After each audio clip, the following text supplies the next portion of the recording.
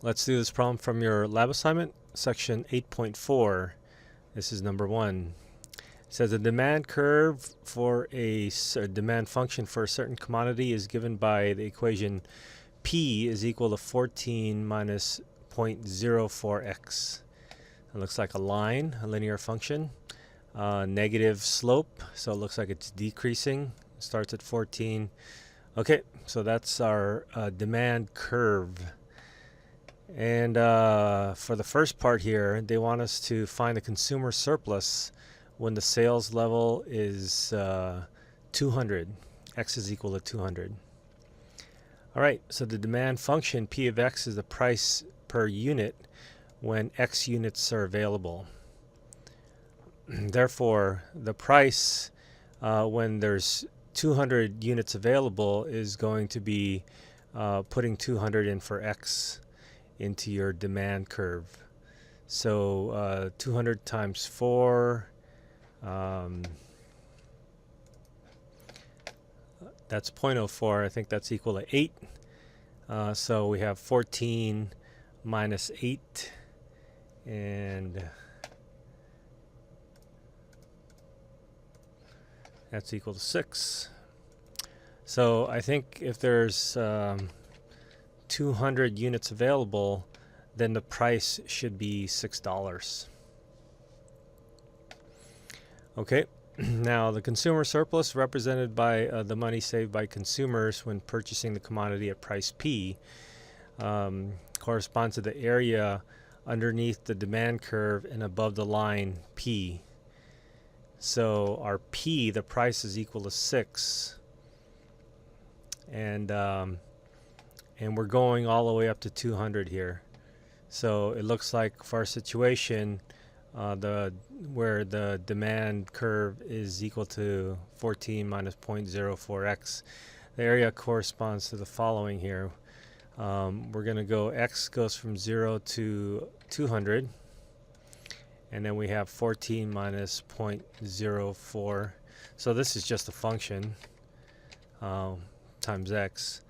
And then we want to subtract the price that it cost at that point, and so that I think we found 6 for that one. Okay, so now that we have everything all set up, it's just a matter of doing some calculus, and that's integrating. So we will integrate the integrand, and for that we're going to get 8x minus 0.04 x squared over 2. Oops. That's x squared divided by 2. And so if we have 0.04 and we want to divide that by 2, we're going to get 0.02. So let's just go ahead and change this to 0.02.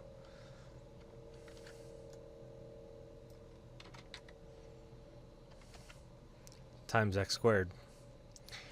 And then now we're going to drop 200 there. So 8 times 200, I think that's 1600 minus, and then we want 200 squared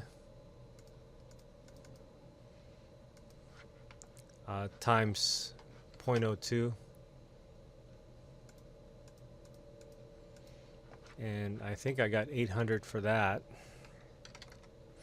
And so 1600 minus 800 is just going to be 800. So the consumer surplus for this scenario should be 800. Okay, so that's the computation. Part B asks us to illustrate by drawing the demand curve and identifying the consumer surplus area. So recall from the previous step that the demand function finds the price per unit in the given sales.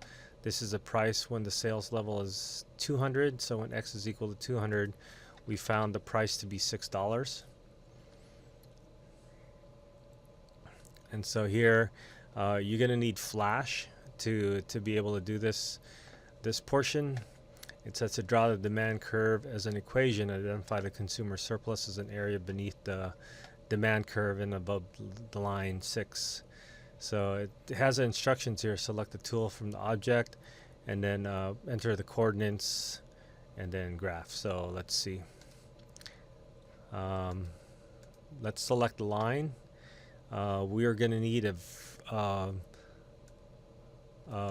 horizontal line. P is equal to 6. So remember that the price is on the y-axis, and then it doesn't really matter where we need to go. Let's go to 200 here, since that's going to be an important point for us. Okay. So this is the line, and then we want the graph, and the graph, remember, was a line. The graph was 14 minus 0.04x. So I know that 14 here is the y-intercept. So let's draw a line with the y-intercept at 14.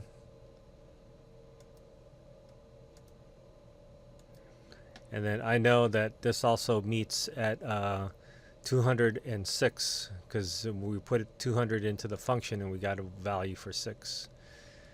Okay. So that's what we have. And they want draw the demand curve and then identify the consumer surplus as an area. So we need to shade an area.